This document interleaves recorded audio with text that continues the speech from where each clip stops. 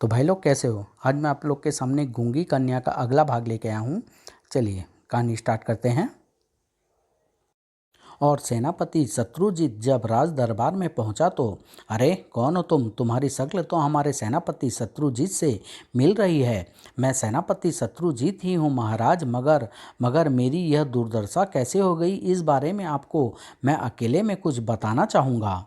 राजा अनंगपाल सिंह सेनापति शत्रुजीत को अपने गुप्त कक्ष में ले गए। वहां सेनापति शत्रुजीत ने अपने हालत का कारण प्रभा को बताया, किंतु इस तरह से महाराज, यह लड़की प्रभा मुझसे कहने लगी कि अरे सेनापति हो तुम, मैं भी किसी सेनापति से शादी करना चाहती थी, किंतु तुम बूढ़े हो, तुम्हारे मुंह में दांत नहीं है, सिर पर बाल नहीं है। और उसके कहने पर मैं बूढ़ा हो गया, मेरे दांत गायब हो गए, सिर के बाल गायब हो गए। यह लड़की तो बड़ी खतरनाक है महाराज, जो भी कहती है सच हो जाता है। मेरे विचार से हमें इस युवती को सभी सुख सुविधाएं उपलब्ध करानी चाहिए। क्या मतलब? सेनापति से प्रभा की विशेषता के बारे में जानकर राजा अनंगपाल सिंह ने चिंतित होकर विचार विमर्श के लिए महामंत्री विचार सेन को बुलाया। मतलब यह महाराज कि हम इसे रहने के लिए अच्छा घर, खाने पीने के लिए बढ़िया पकवान तथा आराम के लिए नौकर नौकरानी उपलब्ध कराते हैं, घूमने फिरने के लिए अच्छा सा रथ भी दे दिया जाए। और महामंत्री विचार सेन ने अपनी योजना विस्तार पूर्वक राजा अनंगपाल सिंह व सेनापति शत्रुजीत को बता दी। यानी इस लड़की को इस हर तरह का आराम शासन की ओर से उपलब्ध करा दिया जाए। बदले में हम अपने देश के दुश्मनों को दबाने में, उनका नाश करने में इस लड़की की मदद ले सकते हैं।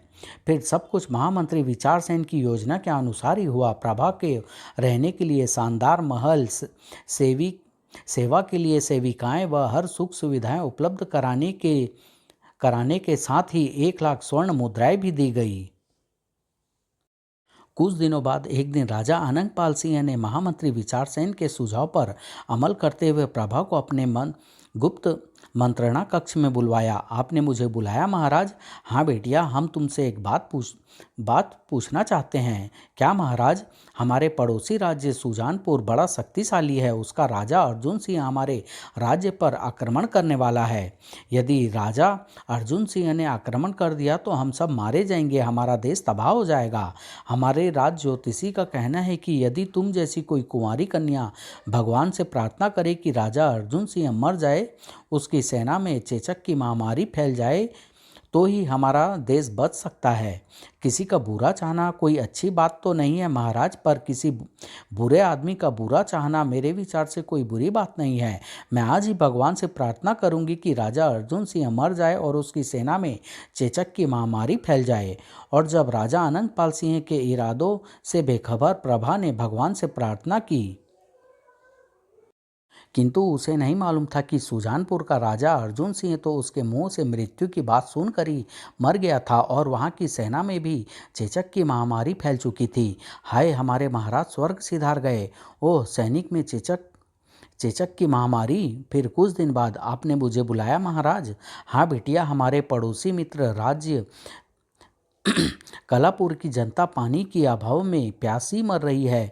वहाँ की नदी सूखी हुई है। हम चाहते हैं वहाँ बाढ़ आ जाए और सारे पानी में पानी ही पानी हो जाए। किंतु इसके लिए मैं क्या कर सकती हूँ महाराज?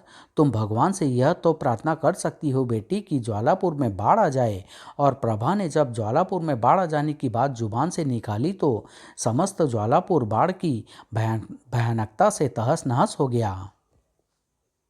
ज्वालापुर में बाढ़ की खबर जब राजा अनंगपाल सिंह व उसके महामंत्री विचार सेन को पता चली तो, वाह महामंत्री, यह तो कमाल हो गया। हमारे दोनों पड़ोसी शत्रु राज्यों की हालत अस्त व्यस्त हो गई है। अब यदि हम इन राज्यों पर आक्रमण कर दे तो हमारी विजय निश्चित है महाराज।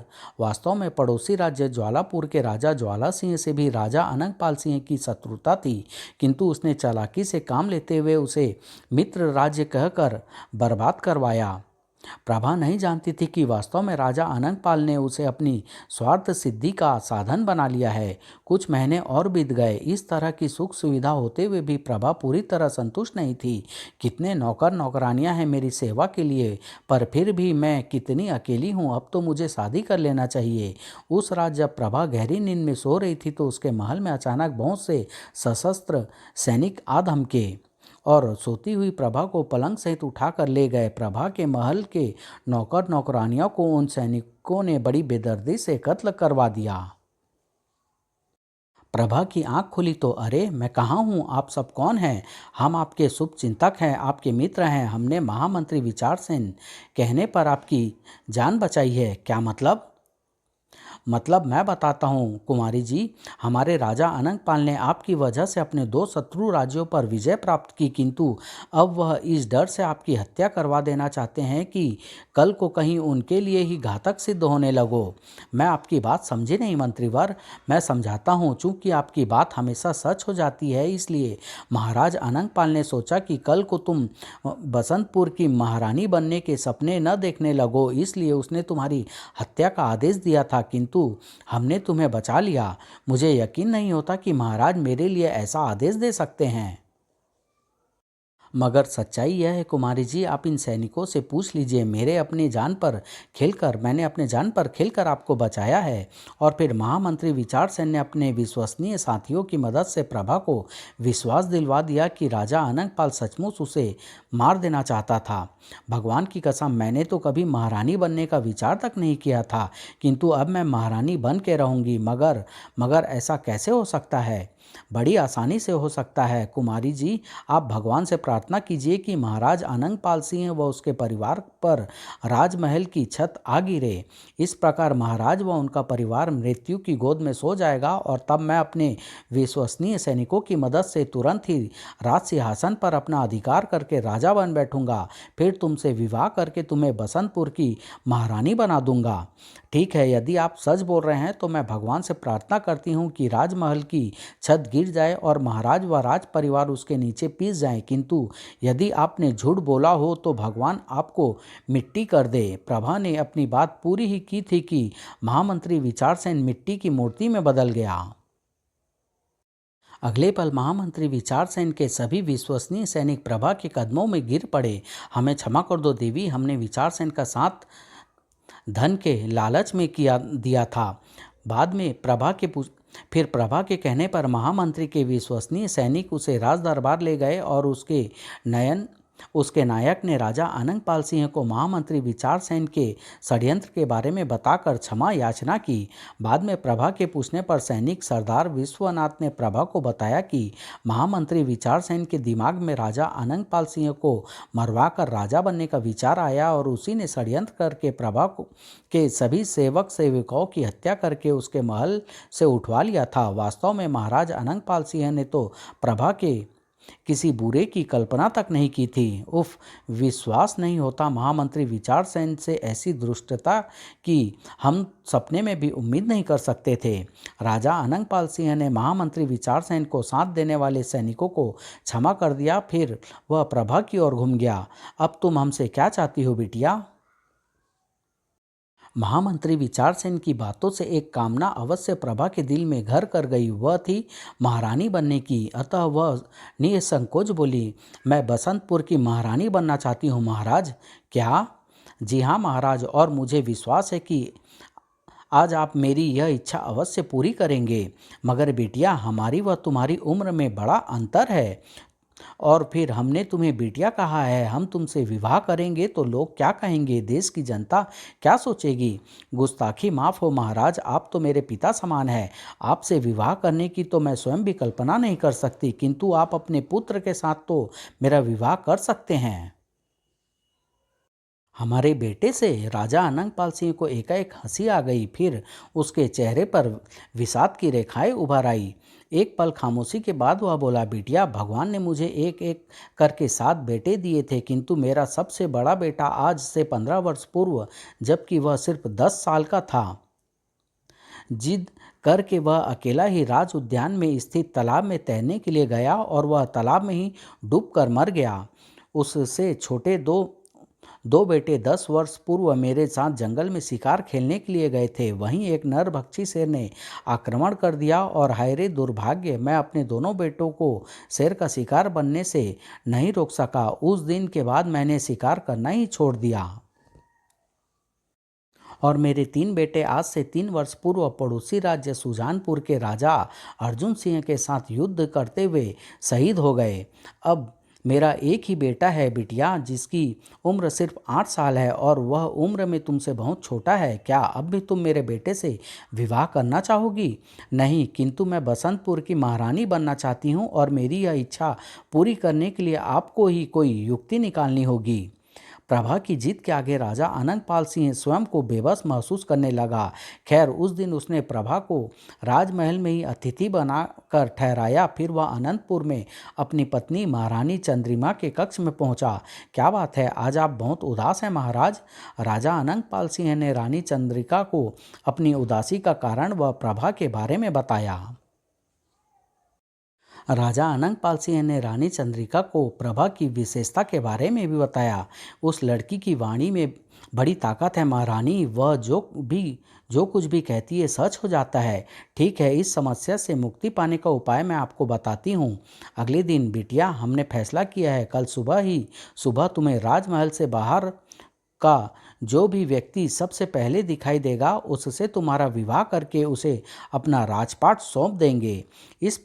इस प्रकार वह बसंतपुर का राजा बन जाएगा और तुम बसंतपुर की महारानी। राजा अनंगपाल सिंह की बात सुन प्रभा प्रसन्न हो गई। किस्मत की बात, उसी रात प्रभा का बाल सखा नंदू चंदन की लकड़ियां का गट्ठर लेकर बसंतपुर आया। उसे पता चला था महाराज अनंगपाल सिंह को अपने राजमहल में एक मंदिर का द्वार बनवाने के लिए चंदन की लकड़ी की जरूरत है। सुबह ही सुबह नंदू लकड़ी का गट्ठर लिए राजमहल में पहुंचा। तभी संयोग से प्रभा भी बाहर निकली थी। प्रभा, तुम यहाँ राजमहल में? तुम यहाँ हरिपुर से यहाँ बसंतपुर कैसे आ गए? अरे, तुम तो बोलने लगी हो प्रभा। तभी राजा अनंगपाल सिंह भी वहां आ पहुंचे। प्रभा बिटिया, तुमने राजमहल से बाहर के इसी व्यक्ति से हम तुम्हारा विवाह कर दें? फिर उसी रोज बड़ी धूमधाम से नंदू और प्रभा का विवाह संपन्न हुआ। प्रभा का कन्यादान स्वयं राजा अनंगपाल सिंह व रानी चंद्रिका ने किया। विवाह संपन्न होने के बाद, बिटिया, कल हम तुम्हारे पति को अपना राजपाट सौंपकर यह राज्य त्याग देंगे, इसलिए आज हम वह महारानी तुम दोनों के साथ ही भोजन करेंगे। फिर प्रभा व नंदू ने राजा आनंदपाल सिंह व रानी चंद्रिमा के साथ स्वादिष्ट लजीज पकवानों का भोजन किया। भोजन बड़ा ही स्वादिष्ट था, किंतु भोजन करते करते अचानक ही प्रभा प्रभा हमें जहर दिया गया है, हम मरने वाले हैं। उफ, इससे तो तुम मुझे हरिपुर गांव से गूंगी प्रभा के रूप में ही पति मान लेती तो बेहतर होता। उफ, यह मुझे क्या हो रहा है? हाँ, मैं मरना नहीं चाहती नंदू। जब तुम ही पति के रूप में मिल गए हो तो मैं तुम्हारे साथ ही जीवन व्यतीत करना चाहती हूँ। सच, इससे तो तुम्हारे साथ हरिपुर गांव में मैं गूंगी ही भली थी, किंतु वे मरे नहीं, उन्हें होश आया और वह होश जब आया तो वह हरिपुर में थे। अरे, मैं कहाँ हूँ? अपने ही घर पर। जहर के असर से प्रभा व नंदू तुरंत ही अपने होश खो बैठे। और यह कौन है प्रभा? अरे, प्रभा ही हो न तुम? प्रभा ने स्वीकारोक्ति में सिर हिलाया। बहुत चाहने पर भी वह जुबान से कुछ भी न कह सकी। फिर से गूंगी हो गई थी। तांत्रिक शंखनाद के यहाँ से उसने जो चमत्कारी जल पीकर चमत्कारी वाणी प्राप्त की थी, वह उसकी अपनी ही बात के कारण नष्ट हो गई थी। मुझे लगता है मैंने कोई सपना देखा था और सपने में मैंने यह भी देखा कि तुम बोलने लगी हो, मगर खैर शायद वह सपना ही था और मुझे तो तुमसे प्यार है प्रभा। अरे, मैं तो तुम्हारे इशारों की सारी भाषा समझ लेता हूँ। तुम्हें तुम्हें मैं कोई तकलीफ नहीं होने दूंगा प्रभा। फिर से गूंगी होकर भी प्रभा खुश थी, क्योंकि नंदू के रूप में उसे बहुत प्यार करने वाला पति मिला था और नंदू की माँ तो उसे अपनी बेटी की तरह चाहती थी। मगर एक बात वह कभी न समझ सकी थी, एकाएक ही हरिपुर में चली गई प्रभा फिर अप्रत्याशित रूप से दुल्हन बनकर घर कैसे आ गई। समाप्त।